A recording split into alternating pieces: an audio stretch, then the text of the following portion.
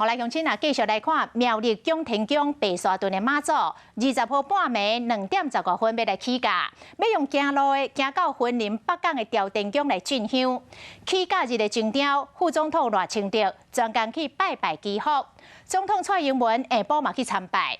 啊，这个台中镇南宫的大甲妈，一直拢互摕来甲这个白沙屯的妈祖做对比。大甲妈今年起驾，哪里个带头拢无人参加。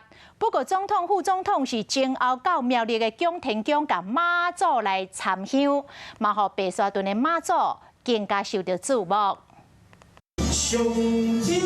副总统赖清德伫苗栗县长市后抢和庙方人员的陪伴举香拜妈祖，献花展现虔诚的心。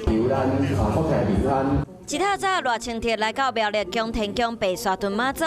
第20号，庙方要到云林北港朝天宫进香，起驾进前先来遮拜拜祈福。我伫遮先恭祝咱妈祖婆这边的绕境进香，会当平安顺利，更加健康。会当来保庇咱台湾这个疫情会当早一日结束。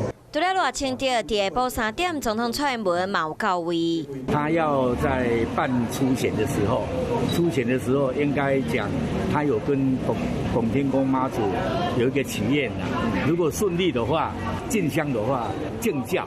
他有空就会到北港那边去接驾。这2、3年来，我们总统、副总统他都有参加我们的这一些程序。庙方讲，蔡英文和赖清德因为选举起源的关系，这几年拢有来参加进香周边的活动，和台中大甲镇南宫妈祖绕境相比，今年起驾现场和往年比起来嘛有较稀微。因为国政党的大咖拢无参加，出现的政治人物，敢若前总统马英九，一直拢互人摕来甲大甲妈互相比拼的白沙屯妈祖，今年的报名人数有9万多人，创下新高的纪录。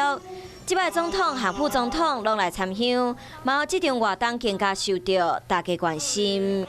Hello， 大家好，我是乃瑜，要教给大家2个任务。第一个，华视新闻的脸书专页，你按赞了吗？还有华视新闻的 YouTube 频道，赶紧订阅起来，还要记得按赞，开启小铃铛哦。